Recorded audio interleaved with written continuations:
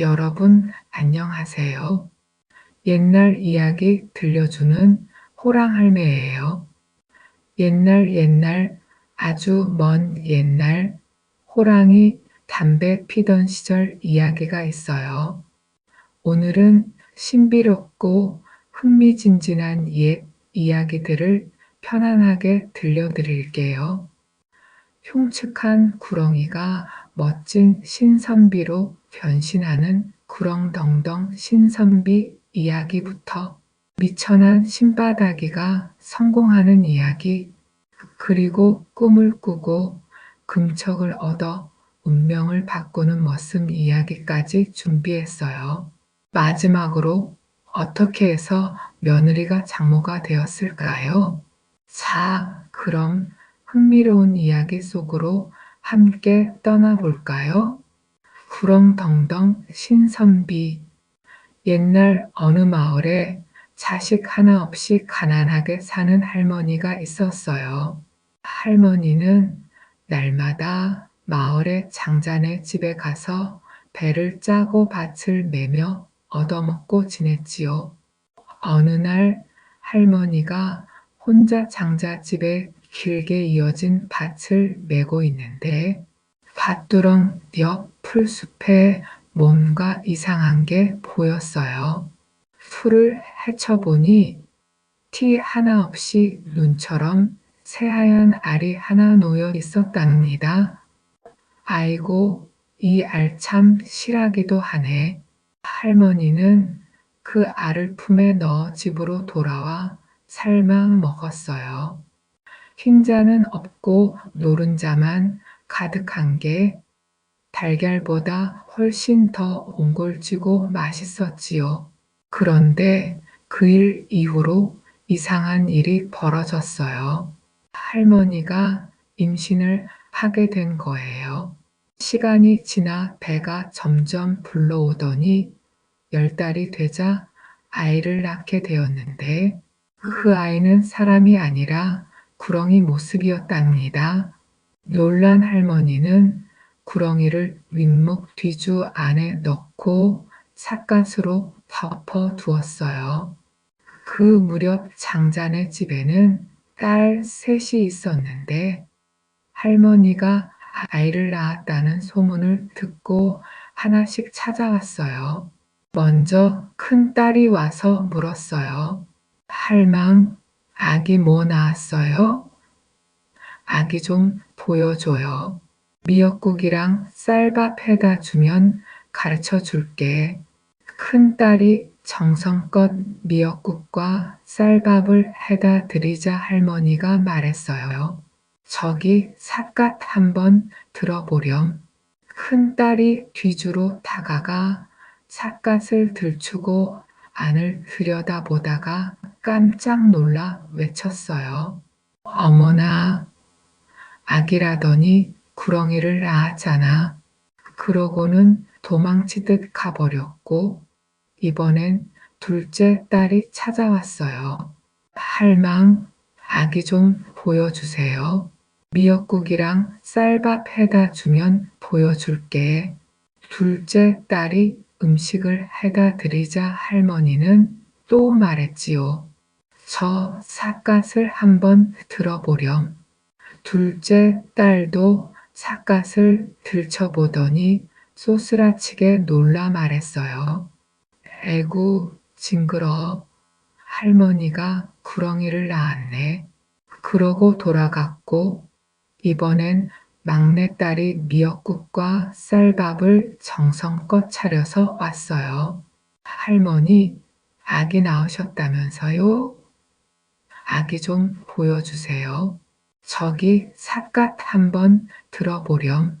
막내딸이 조심스레 삿갓을 들추고 뒤주 안을 들여다보더니 말했어요.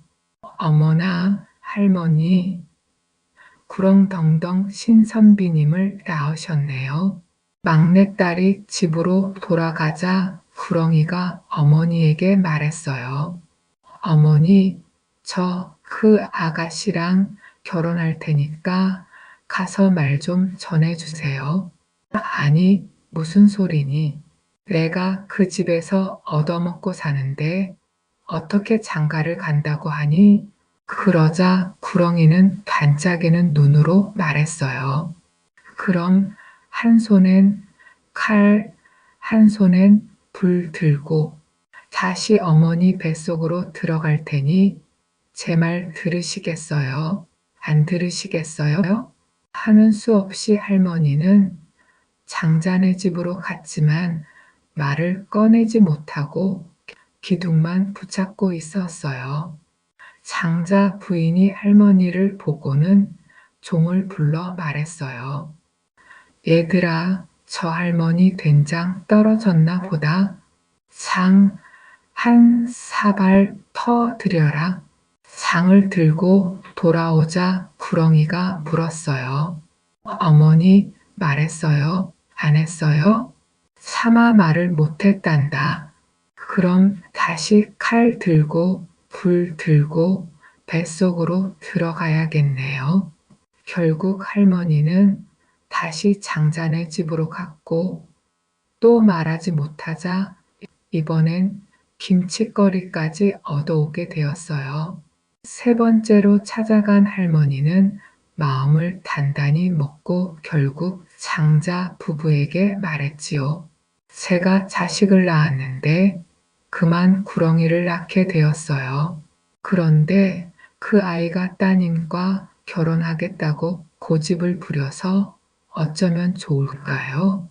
장자 부부는 딸들을 차례로 불렀어요. 예, 큰아가, 너 할머니 아들이랑 결혼할래? 어휴, 말도 마세요. 어떻게 구렁이랑 결혼해요? 둘째야, 넌 어떠니? 생각만 해도 끔찍해요. 그런 말씀 마세요. 마지막으로 막내딸에게 물었어요. 막내야, 넌 어떠니? 전요? 가고 말고요. 구렁덩덩 신선비님이신걸요. 그리하여 장자네 막내딸은 구렁이와 혼례를 올리게 되었어요. 구렁이는 잿물로 목욕을 하고 바지랑대를 타고 잠을 넘고 빨랫줄을 타고 초래청으로 들어갔지요. 사람들은 구렁이를 보고 수군거렸지만 막내딸은 태연하게 예식을 치렀어요.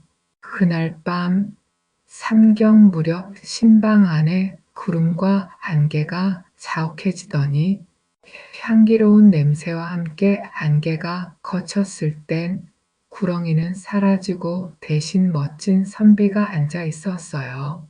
제가 하늘에 죄를 지어 구렁이 탈을 쓰고 태어났는데 당신을 만나 이렇게 허물을 벗게 되었어요. 그러곤 허물을 각시에게 건네주며 말했어요. 저는 내일 떠나야 해요. 다시 돌아올 때까지 이 허물을 잘 간직해야 해요. 잃으면 다시는 만날 수 없어요. 막내딸은 허물을 품속 깊이 간직하며 남편의 귀환을 기다렸지요. 그런데 두 언니가 질투심에 눈이 멀어 허물을 훔쳐 불에 넣고 말았어요. 허물은 끔찍한 냄새와 함께 타버렸지요. 그때 돌아오던 신선비는 허물 타는 냄새를 맡고는 슬픈 눈으로 돌아서 멀리 사라졌어요. 목욕을 마친 막내딸은 허물이 사라진 걸 깨닫고 아궁이로 달려갔지만 이미 흔적조차 남아있지 않았답니다. 남편이 돌아오지 않으리란 걸 알게 된 각시는 그 길로 남편을 찾아 길을 떠났어요. 몸에 먹물 옷을 걸치고 머리에 곶가를 써서 중의 모습으로 꾸민 뒤 등에 바랑 하나를 메고 무작정 길을 나섰지요. 각시가 이 고개 저 고개를 넘으며 걷고 있는데 어떤 농부가 혼자 논을 갈고 있었어요. 농부님, 혹시 구렁텅텅 신선비 지나가는 거 못 보셨어요? 이 논을 다 갈아주면 가르쳐 주지. 각시는 죽으림을 다해 너른 논을 다 갈아주었어요. 저 고개 너머로 가서 까치한테 물어보시오. 고개를 넘으니 선앙당에 까치 한 마리가 깍깍 울고 있었어요. 까치야, 까치야, 구렁텅텅 신선비 지나간 거 못 봤니? 우리 새끼들 먹이를 구해주면 가르쳐 드릴게요. 각시는 사방을 헤매며 벌레를 한 움큼 주워다 까치집에 넣어 주었어요. 그러자 까치는 날아오르며 한쪽 길을 향해 울기 시작했어요. 이 너머 깍깍, 저 너머 깍깍. 각시는 까치가 알려준 길을 따라 다시 높은 고개를 넘었어요. 그 너머엔 조그만 옹달샘이 있었고 한 할머니가 빨래를 하고 있었지요.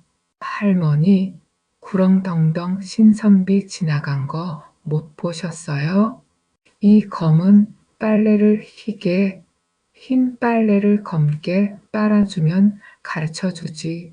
각시는 한나절 동안 있는 힘껏 빨래를 하여 검은 건 희게, 흰 건 검게 바꾸어 놓았어요.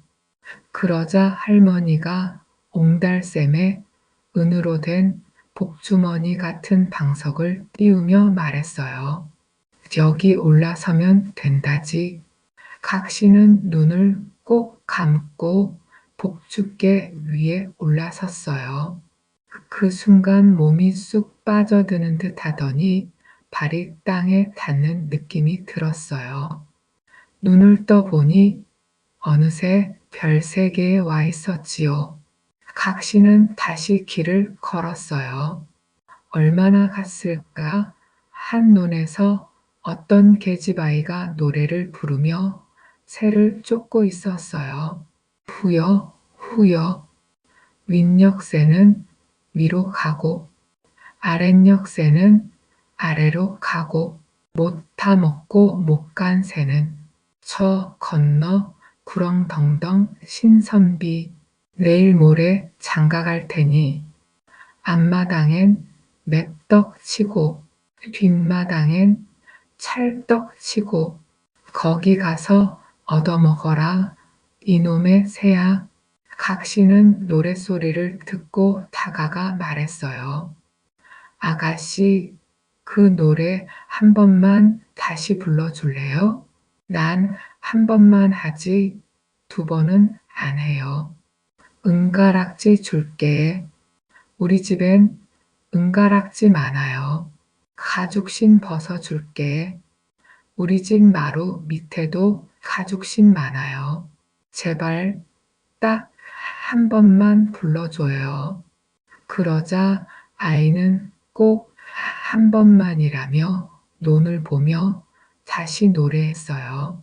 후여, 후여, 윗역새는 위로 가고, 아랫역새는 아래로 가고, 못 타 먹고 못 간 새는 저 건너 구렁텅텅 신선비 내일 모레 장가 갈 테니 앞마당엔 맷떡 치고 뒷마당엔 찰떡 치고 거기 가서 얻어먹어라 이놈의 새야. 각시는 아이에게 물었어요. 신선비 집엔 어떻게 가야 하니? 저기 언덕 너머 마을 한가운데 있는 큰 기와집이 그 집이래요. 각시는 고맙다 인사하고 언덕을 넘어 마을로 갔어요. 기와집에 다다르자 목탁을 두드리며 외쳤어요.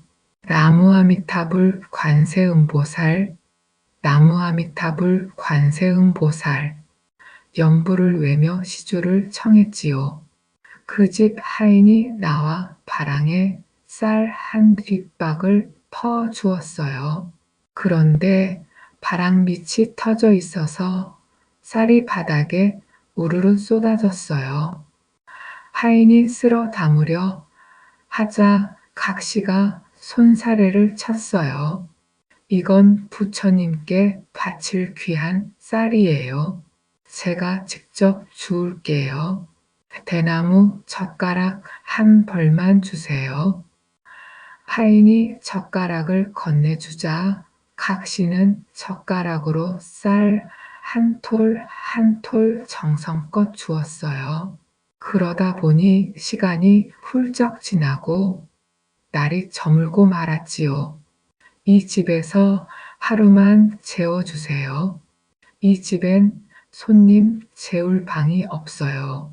그럼 마루에서라도 안 돼요. 뒷간이라도 안 됩니다. 그럼 외양간이라도요. 하인은 마침내 더 거절하지 못하고 말했어요. 그럼 외양간에서 자시지요. 각시는 소가 묵혀있는 외양간 한 구석에 조용히 자리를 잡고 웅크렸어요. 중에 옷을 벗고 각시 옷으로 갈아입은 뒤 거울을 보며 조심스레 몸단장을 했다는니다. 밤이 깊어 삼경 무렵이 되었을 때 구렁덩덩 신선비가 마당에 나와 달을 바라보며 말했어요. 아이, 달도 참 밝구나. 달이 저렇게 밝으니 옛 각시가 보고 싶네. 그 미련한 각시는 지금 어디서 무엇을 하고 있을까요? 그때 각시가 외양간에서 쏙 나와 말했어요. 신선비님, 신선비님, 옛 각시 여기 있어요. 구렁덩덩 신선비가 깜짝 놀라며 말했어요. 아니, 당신이 여긴 어쩐 일이오? 신선비님이 안 오시니 제가 찾아올 수밖에요. 그러자 구렁덩덩 신선비는 각시를 바라보며 말했어요. 먼 길 오느라 수고했지만 나는 이제 새 각시를 얻기로 되어 있으니 이 일을 어쩌면 좋을까? 나랑 함께 살고 싶다면 새 각시와 시합을 해야겠소. 그리하여 장자의 막내딸은 구렁덩덩 신선비의 아내 자리를 두고 새 각시와 시합을 하게 되었어요. 첫 번째 시합은 우물에서 물을 길어오는 시합이었어요. 저 건너 우물에서 물을 길어 이 두멍에 붓되 한 방울이라도 흘리면 안 돼오. 새 각시에겐 가벼운 꽃동이와 꽃신을 주고 옛 각시에겐 무거운 가래동이와 나막신을 주었어요. 새 각시는 출랑출랑 걸으며 물을 찰찰 엎질러 두멍에 물이 반도 차지 않았지만 옛 각시는 한 방울도 흘리지 않고 물을 이고 와서 두멍에 가득 채웠어요. 다음은 수수께끼 시합이었어요. 새 중에 제일 큰 새가 무엇이요? 새 각시는 이 새, 저 새, 온갖 이름을 말했지만 옛 각시는 새 중엔 먹새가 제일 크지요 하고 대답해 정답을 맞췄어요. 고개 중에 제일 넘기 어려운 고개는 무엇이요? 새 각시는 이 고개 저 고개 이름을 댔지만 옛 각시는 고개 중에 제일 넘기 힘든 고개는 보릿고개지요 하고 또 맞췄어요. 이제 마지막 시합입니다. 호랑이 눈썹 3개를 구해와 망건 관자를 만들면 나와 함께 살 수 있고 그렇지 않으면 함께 못 살지요. 그러자 새 각시와 옛 각시는 호랑이 눈썹을 구하러 길을 나섰어요. 새 각시는 멀리 갈 것도 없이 마을 구석에서 고양이 3마리를 잡아 눈썹을 뽑아왔지요. 하지만 옛 각시는 남학신을 심고 깊은 산속까지 호랑이를 찾아 하염없이 들어갔어요. 한참을 헤매던 각시는 조그만 오두막집을 발견했어요. 오두막 안에는 백발이 성성한 할머니가 명주실을 찾고 있었지요. 할머니, 할머니, 저 좀 도와주세요. 젊은 색시가 이 깊은 산중엔 웬일이란? 할머니, 저 호랑이 눈썹 3개를 구해야 망건 관자를 만들 수 있는데 방법을 몰라요. 제발 도와주세요. 그러자 할머니가 엉덩이를 번쩍 들며 말했어요. 이리 들어오구려. 각시는 할머니 엉덩이 밑에 들어가 숨었어요. 그때 밖에서 어흥 소리가 나더니 호랑이 한 마리가 들어와 절을 했어요. 어머니, 어디서 사람 냄새가 납니다. 내가 사람인데 사람 냄새 나지. 이리 오너라. 내가 이 잡아줄게. 호랑이가 무릎에 기대 누우니 할머니는 이를 잡는 척하면서 눈썹 하나를 쏙 뽑았어요. 호랑이가 나가고 또 다른 호랑이가 들어왔어요. 어머니, 사람 냄새가 나네요. 그래, 나한테서 나는 냄새지. 이리 와. 내가 이 잡아줄게. 또 눈썹 하나를 쏙 뽑았지요. 마지막으로 또 한 마리가 들어와 어머니 어디서 웬 사람 냄새죠? 하자. 이놈아 쓸데없는 소리 말고 이리 와서 누워라. 하고는 마지막 눈썹 하나도 쏙 뽑았어요. 호랑이가 나가자 할머니는 엉덩이를 들어 각시를 꺼내주며 말했어요. 이걸 가지고 가서 망건 관자를 만드시오. 각시는 할머니께 큰 절을 올리고 소중히 눈썹 3개를 간직한 채 돌아와 관자를 만들었어요. 구렁덩덩 신선비는 옛 각시가 만든 관자를 받아들며 말했어요. 이 각시가 진짜 내 각시요. 그렇게 새 각시는 물러나고 장자의 막내딸은 구렁덩덩 신선비의 참된 아내로 인정받아 아들, 딸 낳고 오래오래 행복하게 살았답니다. 신바닥이 이야기. 옛날에 어떤 사람이 무남동녀 외아들을 하나 낳아 잘 키우고 있었어요.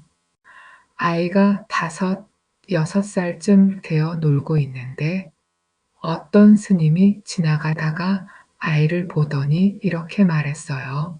얘야, 그 녀석 참 잘생기긴 잘생겼다만 하며 혀를 째째 차셨어요. 그러자 아이는 급히 아버지에게 달려가 말했죠. 웬 스님이 저를 보시고 참 잘생기긴 했지만 하고 가셨어요. 아버지는 깜짝 놀라 얼른 스님을 뒤쫓아 붙잡았어요. 아니, 스님, 우리 아이에게 하신 말씀이 무슨 뜻입니까? 잘생기긴 했다지만 무슨 뜻인가요? 그러자 스님은 놀라운 말씀을 하셨어요. 이 아이는 언젠가 호랑이에게 물려갈 팔자랍니다. 그 말을 들은 아버지는 그 자리에 털썩 주저앉으며 스님께 애원했어요. 이 애는 제 하나밖에 없는 자식인데 어떻게든 살릴 수 있는 길을 알려주십시오. 그 아이를 제게 주십시오. 그러면 혹시 살릴 수 있을지도 모릅니다. 아버지는 허공을 바라보다가 아이를 돌아보고 물었어요. 얘야, 이 스님을 따라가겠느냐? 아이는 고개를 끄덕이며 따라가겠다고 했고, 그렇게 아이는 스님을 따라 길을 나섰어요. 스님과 함께 집집마다 다니며 쌀을 얻는 것이 일이었죠. 그렇게 몇 년을 동냥하며 지냈어요. 어느 날 스님이 아이에게 이렇게 말했어요. 오늘 밤은 나랑 자지 말고 법당 부처님 앞에서 자거라. 아이는 부처님 앞에 가서 잠을 자게 되었고 한밤중에 웬 사람들이 찾아와 웅성거리는 소리가 들렸어요.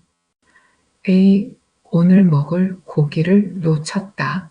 문틈으로 살짝 들여다보니 사람들이 꽁무니에 얼룩무늬 꼬리를 달고 있었어요. 어이쿠, 호랑이들이었구나. 살았다. 그렇게 죽을 고비를 넘기고 라자 다시 스님과 동냥길을 나섰어요. 몇 해가 더 흘러 아이는 어느덧 총각이 되었고 그 사이에 아이 하나가 더 늘어 셋이서 함께 다녔어요. 어느 날 큰 집에 도착하자 스님이 말했어요. 저 집에 들어가서 쌀을 얻되 안에서 주는 건 절대 먹지 마라. 두 아이는 알겠다고 하고 안으로 들어갔어요. 예상대로 주인 여자가 푸짐한 밥상을 내왔는데 총각은 스님의 말이 생각나 국을 자세히 살펴보았죠. 깜짝 놀라 국 속에서 사람 손가락처럼 보이는 게 있었어요. 그래서 입맛이 싹 달아났지만 함께 간 아이는 모른 척하고 국밥을 말아 맛있게 먹었어요.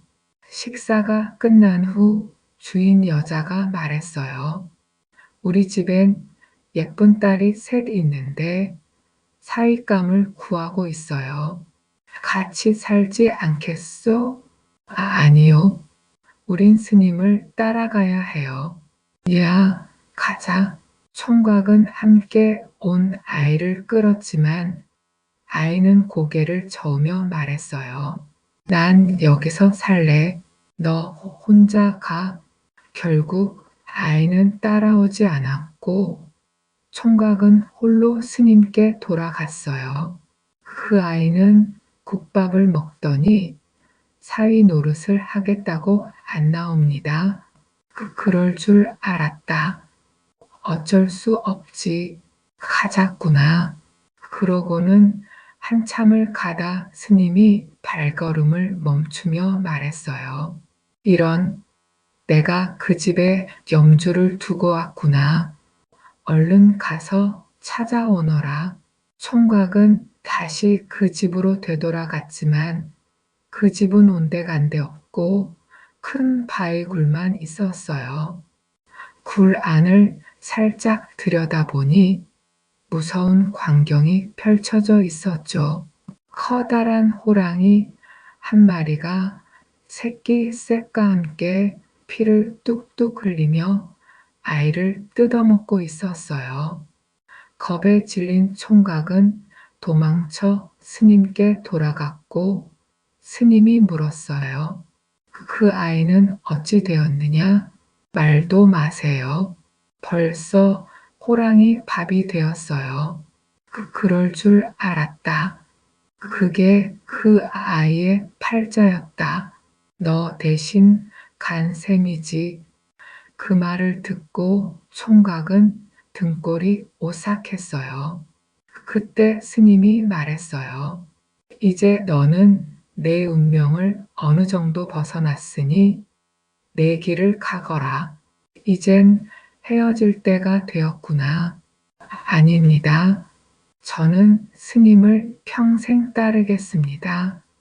그럴 수는 없단다. 내 길은 따로 있으니 가야지. 내 너에게 줄 것이 있다. 스님은 보찜에서 하얀 도복과 이상하게 생긴 부채 하나를 꺼내 주었어요. 이 옷을 입고 말을 탄 뒤 부채살을 펼치면 하늘로 올라갈 수 있고 접으면 내려올 수 있다.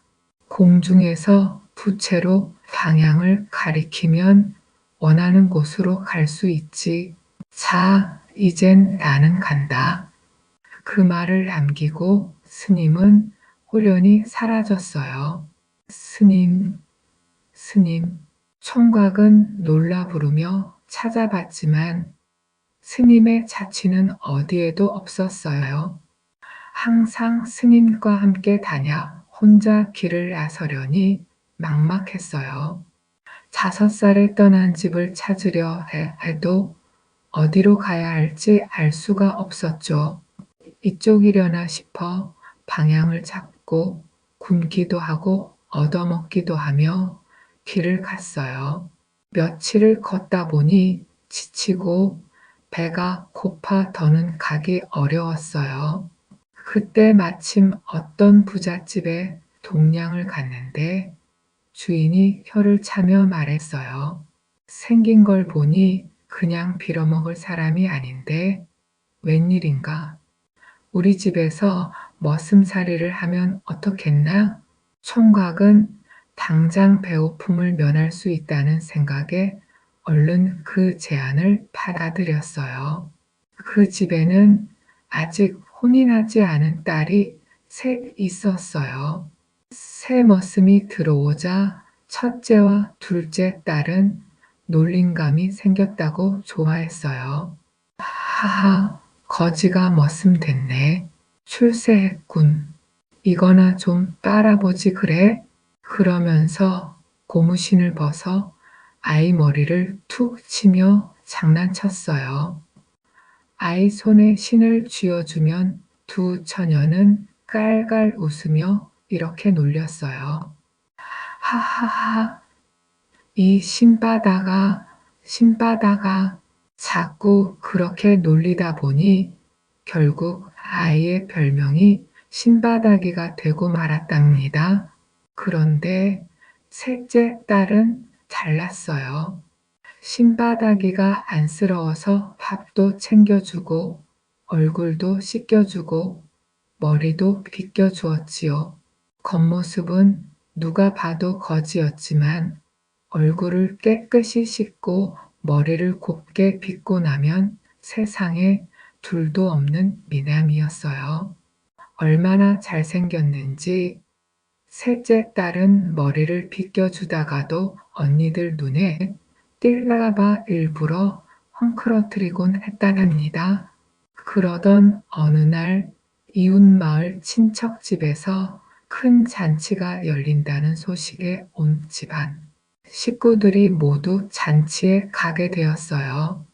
신바닥이만 혼자 남아 집을 지키게 되었고 큰딸과 둘째 딸은 깔깔거리며 신바닥이를 놀렸어요. 용용, 너도 가고 싶지? 내 목까지 배불리 먹어줄게. 막내딸은 제일 늦게 출발하면서 따로 신바닥이에게 조용히 말했어요. 신바닥아 혼자 집 보게 돼서 어쩌니 같이 갔으면 좋았을 텐데. 그러고는 길을 나서면서도 자꾸만 뒤를 돌아봤지요.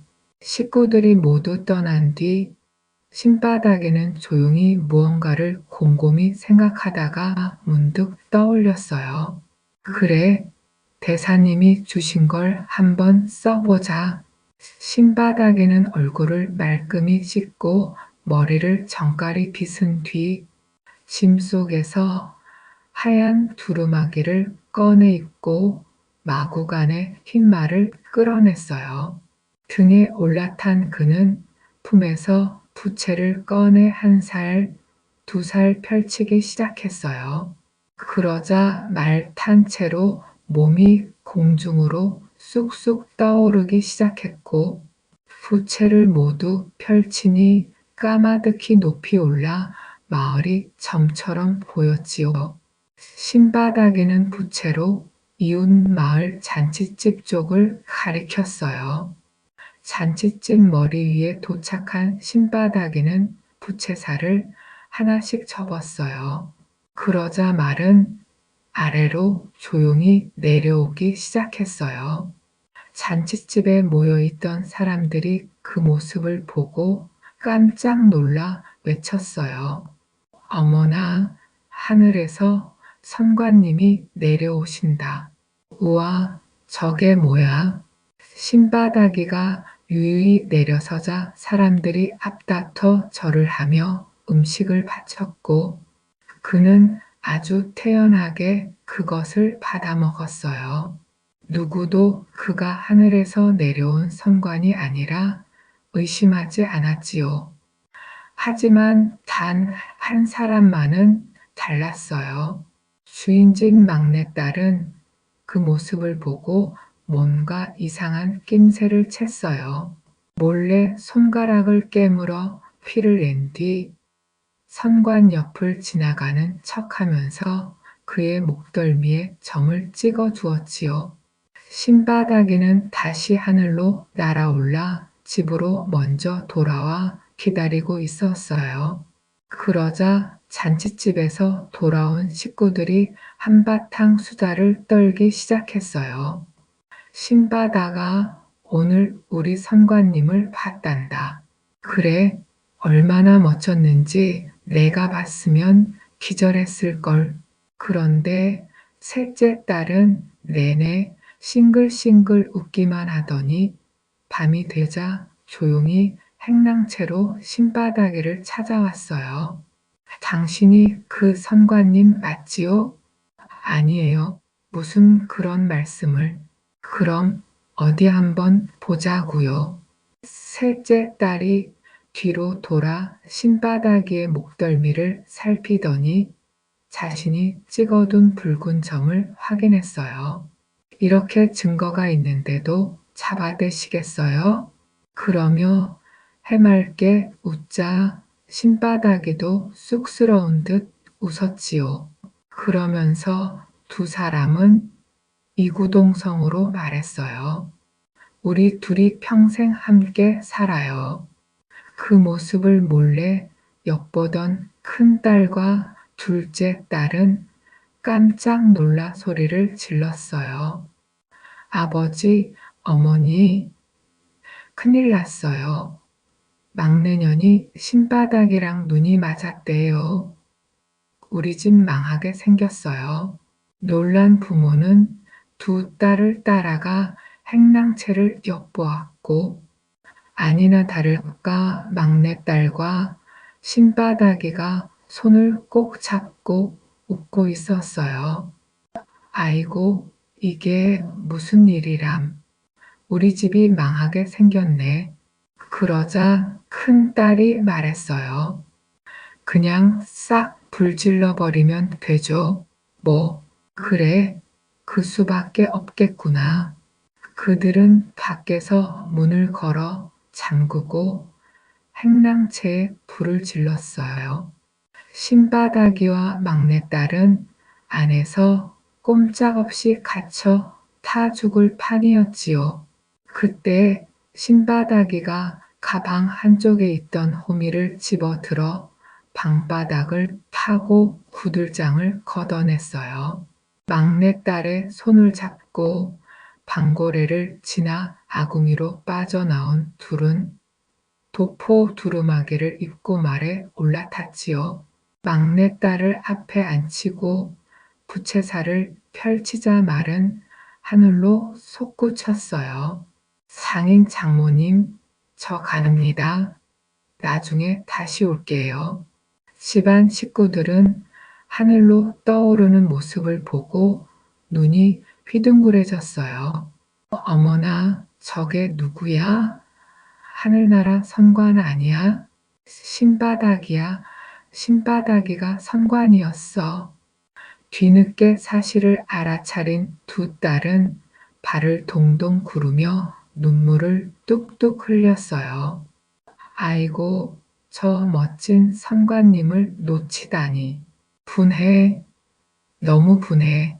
두 딸은 선관을 따라가겠다며 사다리를 놓고 지붕 위로 올라가려다 결국 사다리에서 미끄러졌어요. 큰 딸은 다리가 뚝, 둘째 딸은 팔이 똑 부러졌답니다. 신바닥이는 막내딸과 함께 하늘을 날아 오래전 고향 쪽으로 향했어요.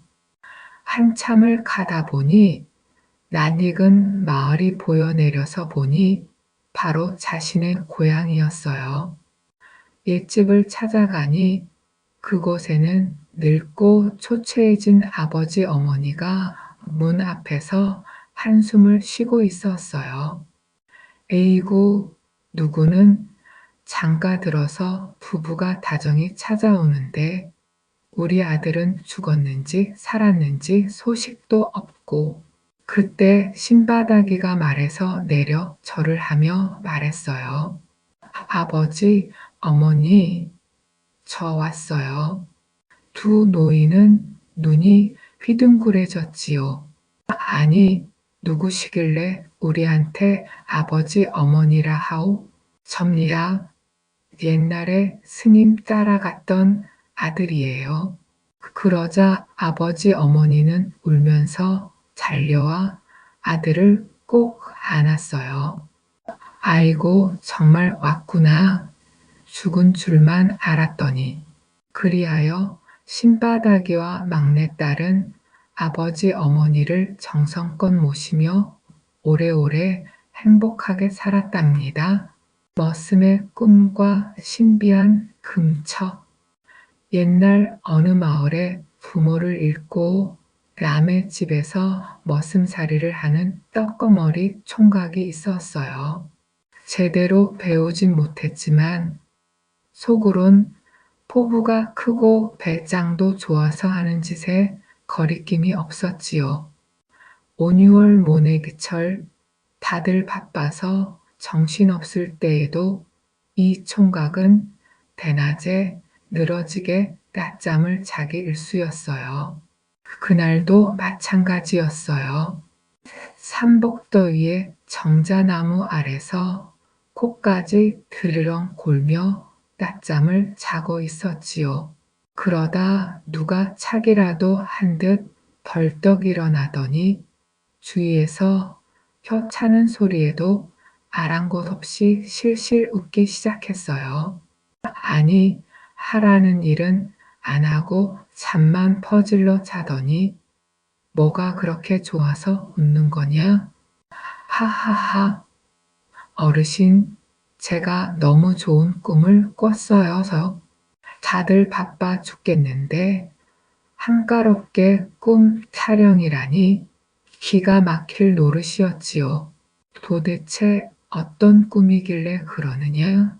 그러자 머슴은 갑자기 정색을 하며 고개를 저었어요. 그냥 보통 꿈이 아니에요. 아무한테나 말씀드릴 수는 없어요. 원님 정도 되셔야 모를까? 그래 이놈, 원님한테 데려가자. 혼 좀 나봐야지. 그리하여 머슴은 원님 앞으로 끌려갔어요. 이야기를 들은 원님도 궁금해서 물었죠. 그래, 어떤 꿈이었느냐? 머슴의 대답은 뜻밖이었어요.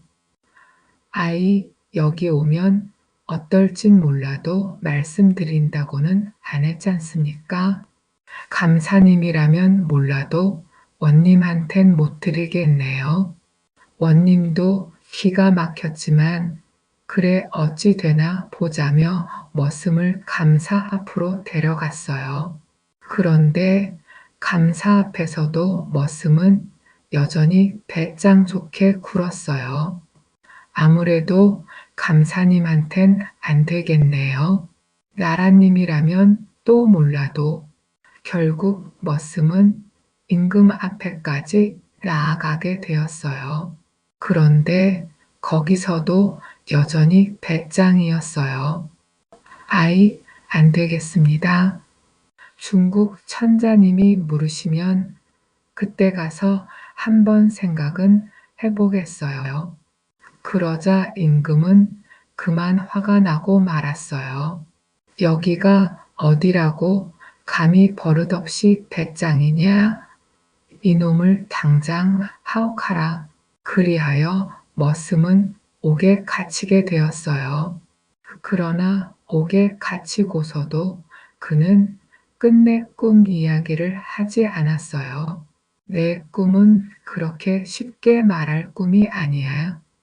옥에서 죽을 날을 기다리면서도 머슴은 태평했어요. 하루 세끼 구멍난 밥을 텁석텁석 받아먹고 옥바닥에 드러누워 늘어지게 낮잠을 잤어요.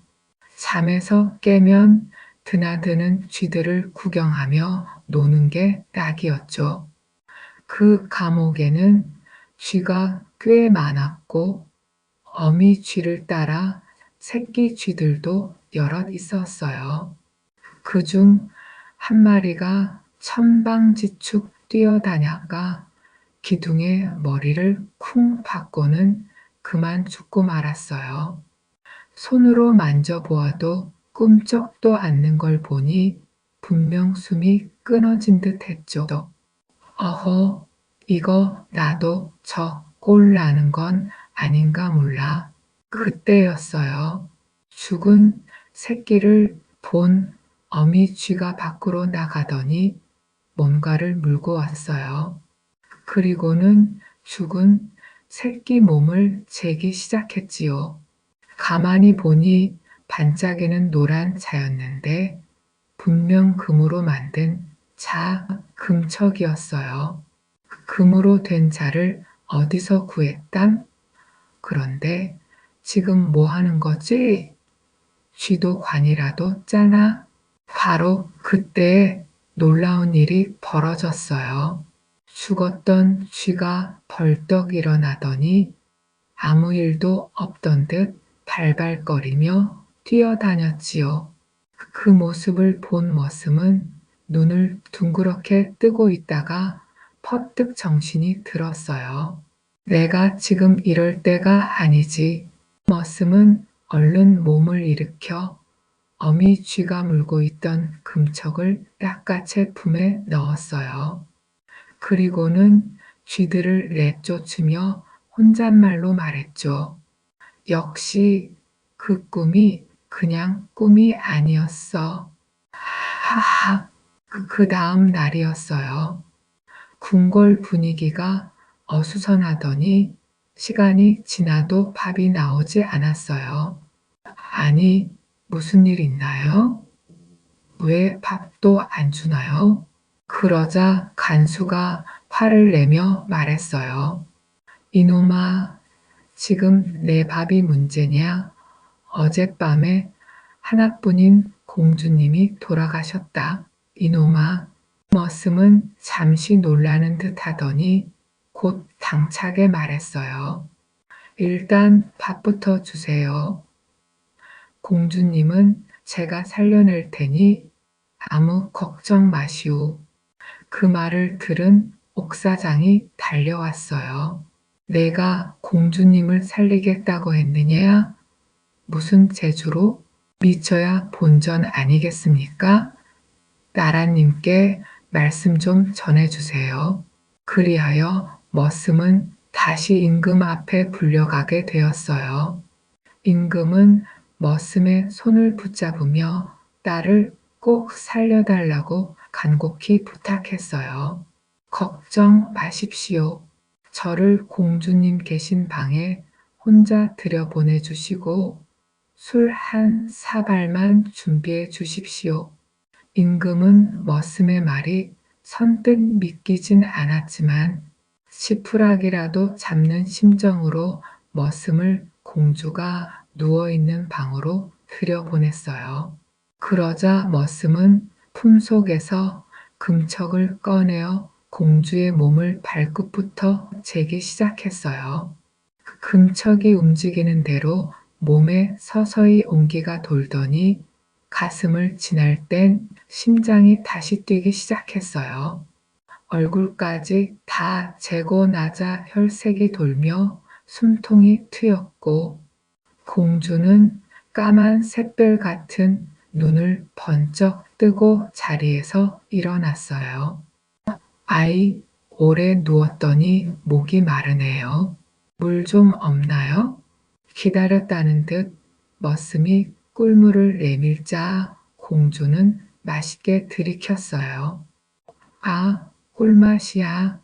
이윽고 머슴이 문을 열고 공주를 부축하며 걸어 나오자 대궐하는 난리가 났어요. 임금은 공주를 얼싸안고 웃다가 울다가 법석을 떨었고 머슴을 향해 말했어요. 내가 우리 공주를 살렸구나. 원하는 것이 있다면 무엇이든 들어주마. 벼슬을 원하느냐? 아이, 됐습니다. 그러자 임금이 공주에게 물었어요. 얘야, 죽었던 널 저 사람이 살려줬구나. 무엇을 해주면 좋겠느냐? 아바마마, 저분이 제 생명의 은인이니 저 사람과 살게 해주세요. 절 살리느라 제 몸을 다 만졌을 테니 다른 데로 시집갈 수도 없어요. 그래, 딸이 죽다 살아났는데 그 소원을 어찌 안 들어주겠느냐? 여봐라, 이제 넌 내 사위다. 그렇게 해서 머슴은 나라님의 사위가 되었어요. 공주와 짝이 되어 꿈같은 나날을 보내고 있었는데 뜻밖에도 중국에서 사신이 찾아왔어요. 조선의 어떤 젊은이가 죽은 공주를 살렸다는 소문이 중국 천자의 귀에까지 들어간 거예요. 소식을 들은 천자는 급히 사람을 보내왔어요. 조선에 죽은 사람을 살리는 이가 있다니 우리나라로 보내서 3년 전에 죽은 우리 공주를 살리게 해주오. 죽은 지 하루 이틀도 아니고 무려 3년이나 지난 공주를 살리라니 말도 안 되는 일이었죠. 임금은 모른 척하고 싶었지만 이웃나라 임금의 특별한 청을 거절할 수는 없었어요. 그래서 부마가 된 머슴은 천자의 딸을 살리기 위해 중국으로 가게 되었죠. 뭐 어떻게든 되겠지. 말은 그렇게 했지만 머슴도 이번 일만큼은 자신이 없었어요. 그래, 그냥 슬쩍 도망치는 거야. 그렇게 마음먹은 머슴은 길을 가다 말고 뒤가 마렵다며 숲속으로 들어갔어요. 그가 볼일을 보는 척하고 있는데 갑자기 어디선가 호랑이 한 마리가 나타나더니 머슴을 번쩍 채갔어요. 순식간에 어느 동굴 앞까지 데려간 호랑이는 머슴을 내려놓았고 동굴 안을 들여다보니 다른 호랑이 하나가 신음을 하고 있었어요. 가까이 가보니 입속에 사람의 비녀 하나가 걸려 있었어요. 이걸 꺼내달라는 거로군. 머슴은 무서움을 참고 호랑이 입에 손을 넣어 비녀를 꺼내 주었어요. 그러자 머슴을 업어온 호랑이는 그를 동굴 안으로 끌고 들어갔어요. 안에는 사람인지 사슴인지 구별이 안 되는 해골들이 수북히 쌓여 있었어요. 그때 호랑이가 입에 손수건을 물고 어느 해골을 정성스레 문지르기 시작했어요. 그러자 해골 위에 살이 돋아나며 살아있는 사람처럼 변했어요. 그리고는 그 손수건을 머슴 앞에 툭 떨어뜨렸어요. 이게 말로만 듣던 환생포로구나. 은혜를 갚겠다는 뜻이구먼. 머슴은 손수건을 주워 들었고 호랑이는 다시 머슴을 태워 숲속으로 돌려보내 주었어요. 머슴은 아무 일도 없었다는 듯 태연하게 나오며 말했죠. 자, 길이 바쁘니 어서 갑시다. 중국에 도착한 머슴은 공주의 육고를 환생포로 닦고 금촉으로 몸을 재어 3년 전 죽은 공주를 살려냈어요. 천자는 너무도 감격해서 머슴을 사위로 삼았고 머슴은 조선 공주에 이어 중국 공주까지 아내로 맞이하게 되었어요. 어느 무더운 여름날 머슴이 발을 씻고 있었어요. 오른발은 금 대야에 물을 담아 중국 공주가 씻겨주고 왼발은 은 대야에 물을 담아 조선 공주가 씻겨주었죠.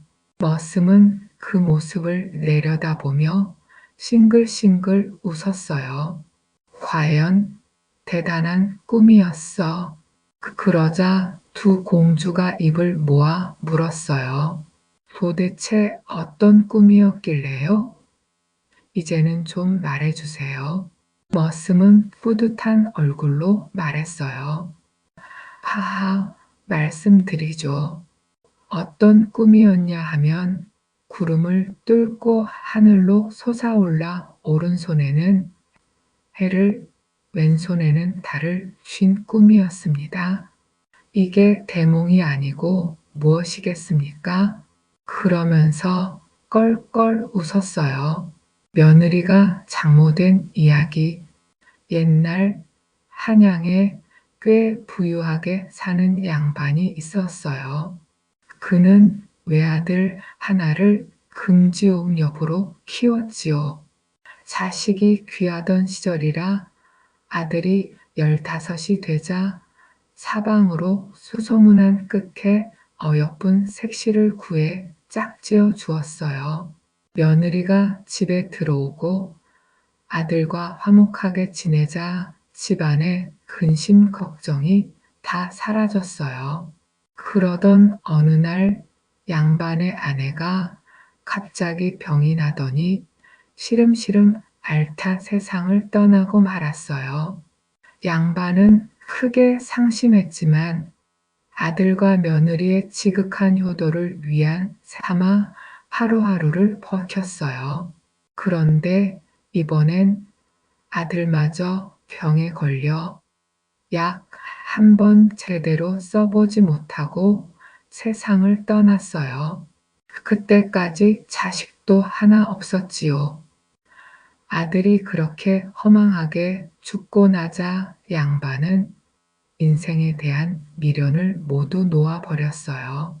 벼슬도 다 버리고 고향으로 딱 향해 사람들과의 왕래도 끊고 술로 세월을 보내기 시작했죠.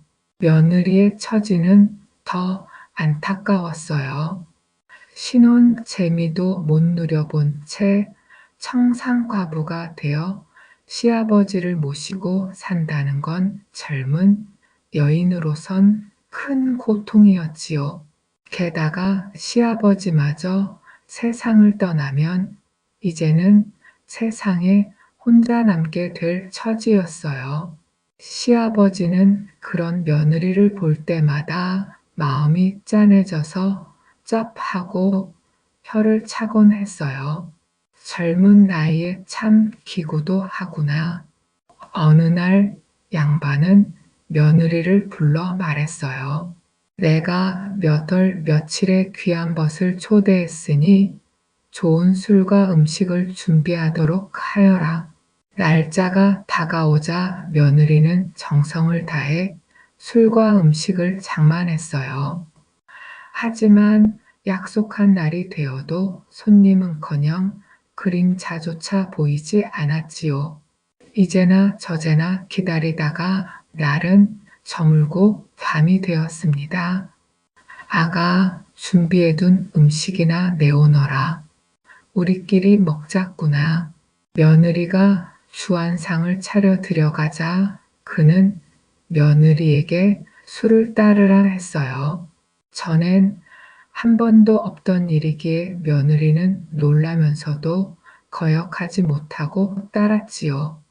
양반은 며느리가 따라주는 술을 연거푸 3잔이나 들이켰고 그 술잔을 며느리에게 건넸어요.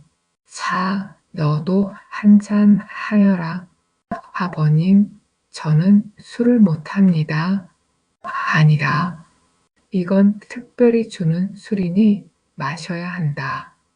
워낙 단호하게 권하니 며느리는 결국 술을 받아 마셨어요. 그 순간 가슴이 쿵쿵 뛰고 얼굴이 화끈 달아올랐지요. 양반은 술잔을 받아 마신 뒤 다시 며느리에게 술을 권했고 연곡 후 세 잔을 마시게 한 뒤에 뜻밖의 말을 꺼냈어요. 지금 우리가 나눈 술의 뜻을 아느냐? 이건 너와 나 이제 헤어지자는 이별주다.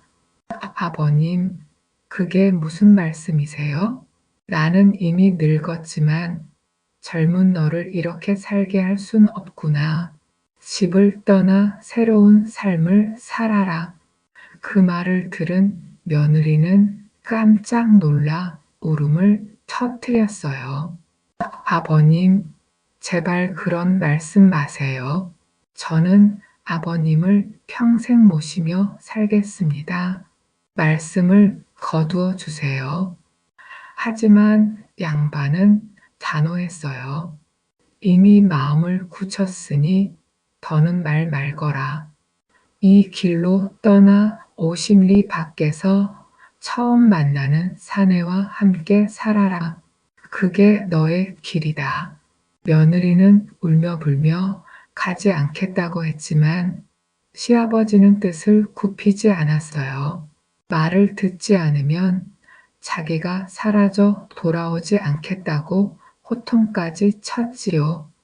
결국 며느리는 울면서 떠날 차비를 하고 아직 인사를 올렸어요. 그때 양반은 조그만 상자 하나를 건넸어요. 그것이면 새 살림 차리는 데엔 무리 없을 게다. 아버님, 며느리는 울며 큰절을 올렸고 부디 평안하시길 바랍니다. 하고 대문을 닫았어요. 발이 떨어지지 않았지만 울음을 참고 걷고 또 걸었어요. 어디를 얼마나 갔는지도 모른 채 정신없이 걷다 보니 날이 밝아오고 있었지요. 그때 맞은편에서 한 사람이 걸어오고 있었어요. 중년 남자 하나가 오줌 장군을 짊어지고 오더니 밭에 들어가 걸음을 붓기 시작했어요.